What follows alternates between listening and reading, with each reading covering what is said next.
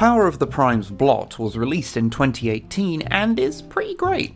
I mean, sure, canonically he's a horrible little man who smells bad, but sometimes that's just who you need a toy of, you know? Just look at that little face. It screams, I have a lot of opinions about the female characters in the Star Wars sequels. He poses pretty well for someone without any feet articulation, and despite his glaringly obvious alt mode kibble and his very hollow arms, I think he looks neat. Maybe I'm biased because I just like his colour scheme, or maybe it's because I've seen his G1 Toys robot mode and that one was, a little rough. I especially like his hands, which have a sort of Wolverine claw thing going on. Would have been nice if they'd have sprung for some paint on the middle claw, but oh well. Blot comes with two accessories. The first is a gun that is almost specifically designed not to fit in his hand very well. It actually fits better using the side peg used for attaching it to his alt mode, so I'm left wondering if there was some miscommunication during design here. It can also be stored in his shoulder holes for a more hands-free approach. The second is some Prime armour that you can affix to his chest if you just thought the figure looked too cool, and the central bit can be removed to make room for a Prime Master, although since I don't actually have any, I've put a Titan Master in there instead. I'm not sure why you would do this, but you can. The little bit you take out of the armour can also be wielded as a gun, although despite some quite nice sculpting on its underside, I'm not entirely sure I buy it. But hey, if it means he's holding it so you're less likely to lose it, then I'm on board. The instructions also say the Prime armour can be used as whatever this is, but if I see you doing it, I will judge you. So his accessories ain't great, but the actual robot mode is solid, so let's transform him.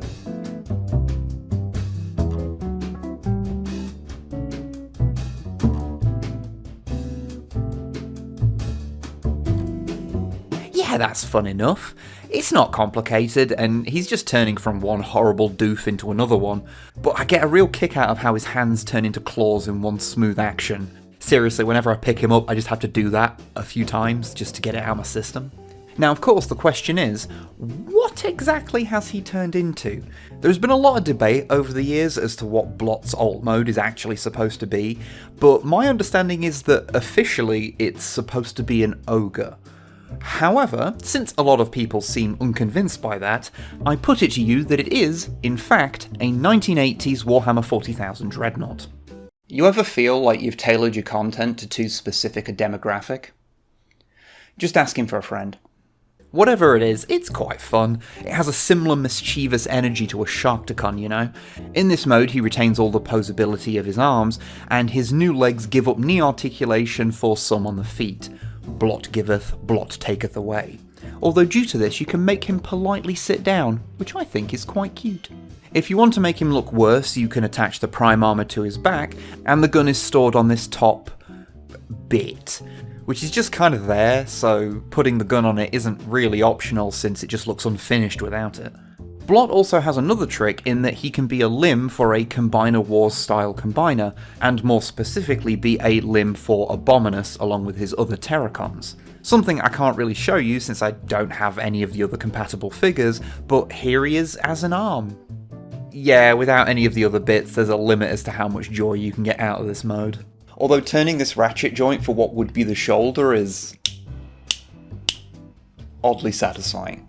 Of course, since he turns from one bipedal thing into another, and has mechanisms for combining, there's a lot of midpoints between them to mess around with, including Tall Ogre and Tiny Bastard.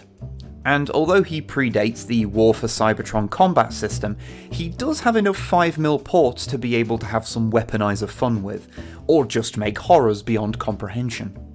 So thank you very much to Shanus, who sent me this little guy for Christmas. He has a lot of personality. Even if most of that personality is prick.